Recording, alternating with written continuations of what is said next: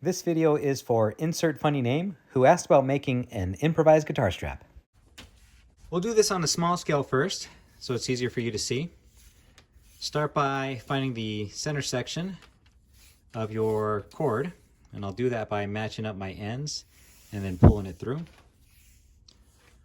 Once I'm here, I need to make sure that this sits as flat as possible, so I'll run it back through my fingers, straightening out the cord. We'll tie these together with a reinforced square knot. So I'll do left over right, right over left. Now this knot is fairly stable, but I don't want it to come undone. So what I'll do to reinforce it is separate these two sides, and you see I create that window there in the middle.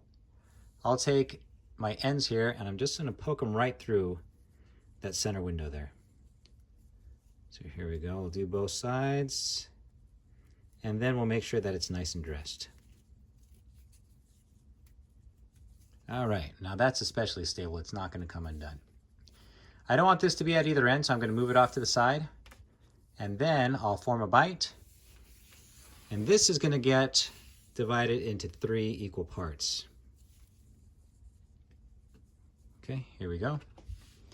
Now, if you look at this, it's a mirror image. I have my index finger on my right hand as a single loop. I have 2 of them on my thumb, and then the opposite in my left hand. Now, what I need to do is make something that is adjustable and secure. So to make that happen, I'm going to take these 2 loops here on this side. That single loop, I'll place it right behind.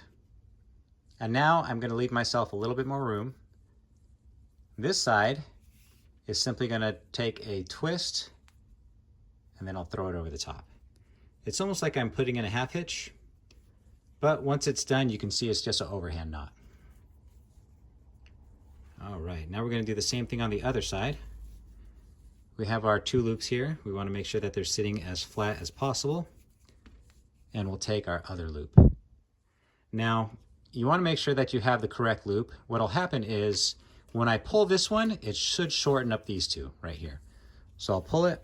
Yep, you see how both those 2 are shortening up? That's exactly what we want, because when we tie in our half hitch or overhand knot on my right hand side, we want to make sure that we can still even out these ones on the bottom here. So I'll give myself a little bit more room.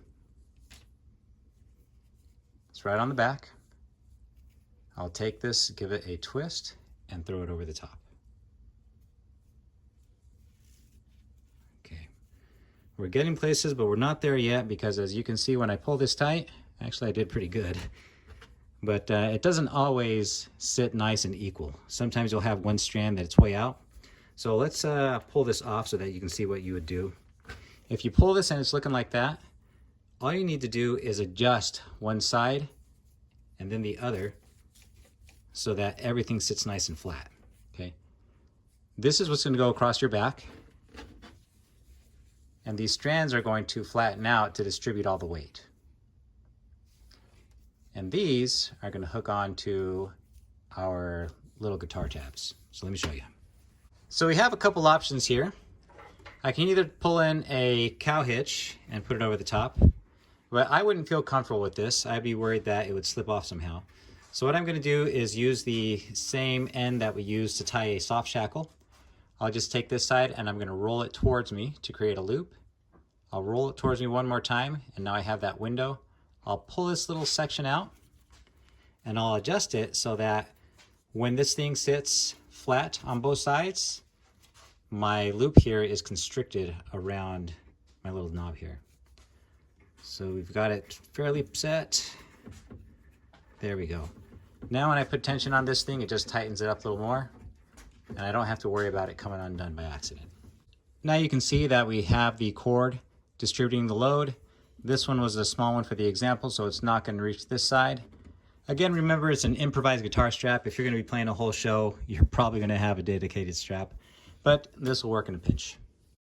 As far as getting a gauge for how much cord you need to tie this improvised guitar strap, I used 5.5 fathoms based off my son, which that means I just had him hold his hands out, and that's the distance between his outstretched hands.